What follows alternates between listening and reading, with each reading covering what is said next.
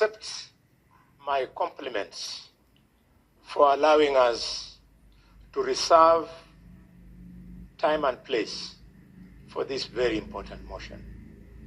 And Mr. Speaker, allow me to equally compliment the leader of the majority and the leader of a minority for speaking not just from their minds, but especially from their hearts. I never thought in my life, listen to the wonderful speech by the young Senator Aaron Cheruiyot.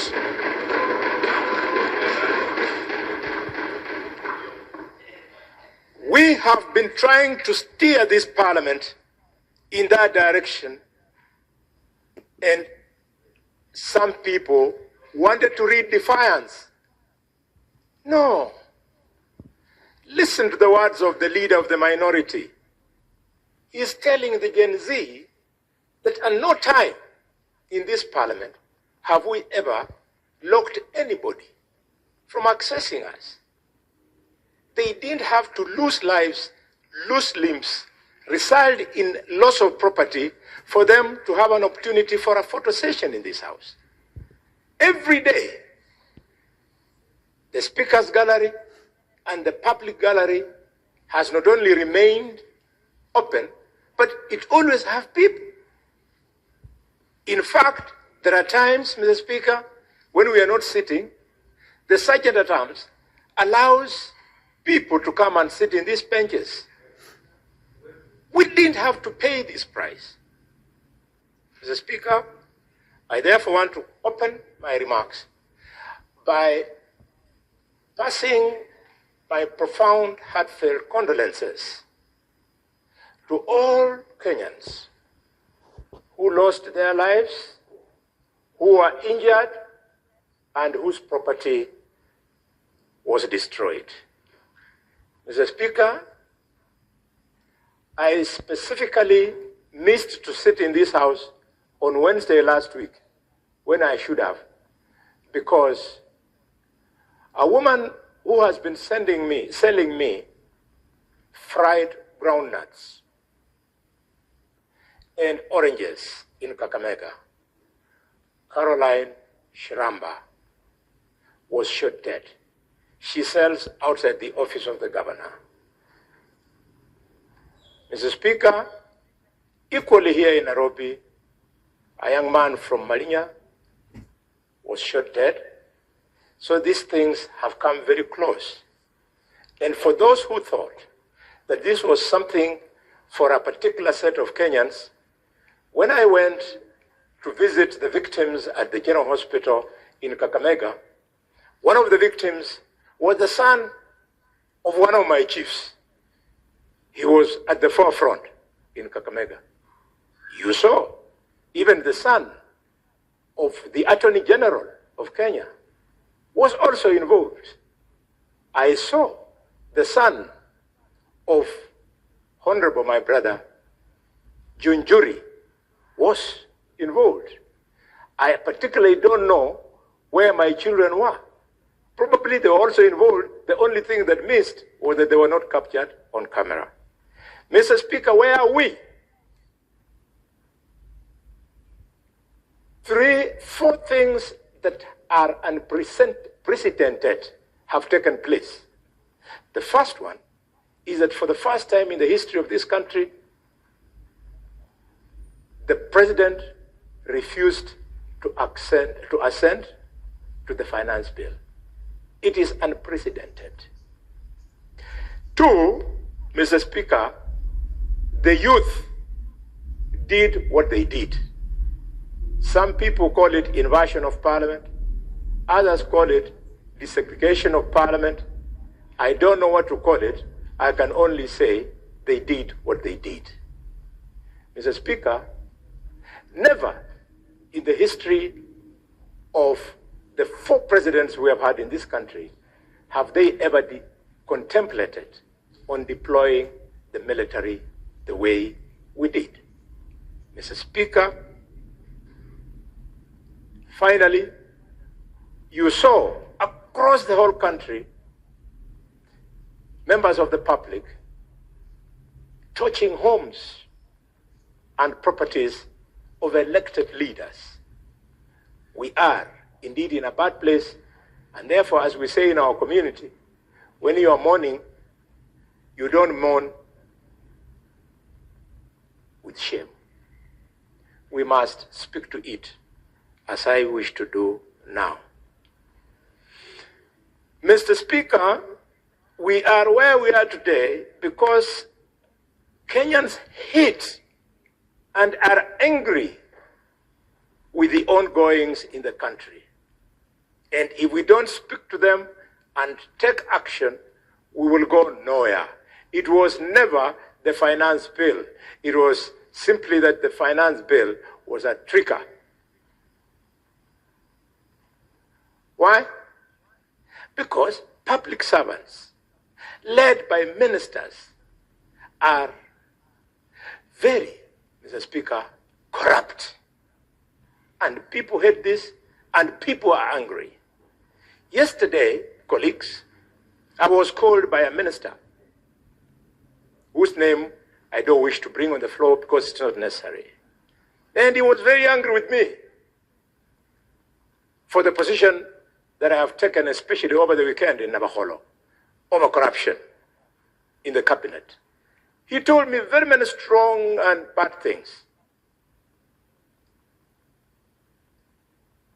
Because people who the other day we were working with here want to think because the Constitution has given them a different office as opposed to the offices as ourselves we have been given. They are therefore in high heaven. They should be worshipped. Nobody should mention their name even when they are wrong. Mr. Speaker, people are angry and hate public servants because of our own making. The public display of wealth and opulence, unless members of the public can quickly see where you've gotten it, they will not be happy. Over the weekend, I was speaking of a young member of parliament from my community who has bought a helicopter. And I know him very well. I wish him well to continue accumulating wealth. I wish him well to continue accumulating wealth. But please, I'm asking the president to ask himself, how can the membership of an MP to a committee of parliament be the basis for him to be able to afford some of the things that are not affordable? Honorable Didmas Barasa, take it easy.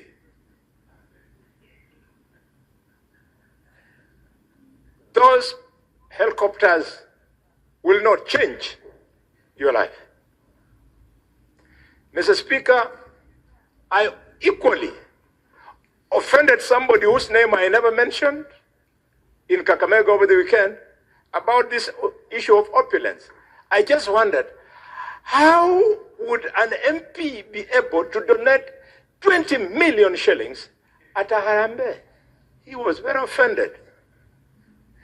In another function, I saw a minister of this government carrying a white bag on the back like this and started announcing how many millions are in that bag. Said, Moja, Billy. No. Mr. Speaker, if we don't refuse these things, people like Murkomen will think that they are giving us their money. It's not their money. Those are proceeds of corruption.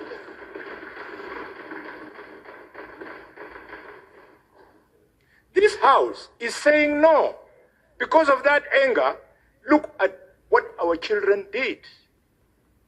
Mr. Speaker, people are angry and hate us as leadership because every weekend, helicopters, they crisscross the skies, all of them going to functions where these millions are being dished. Mr. Speaker,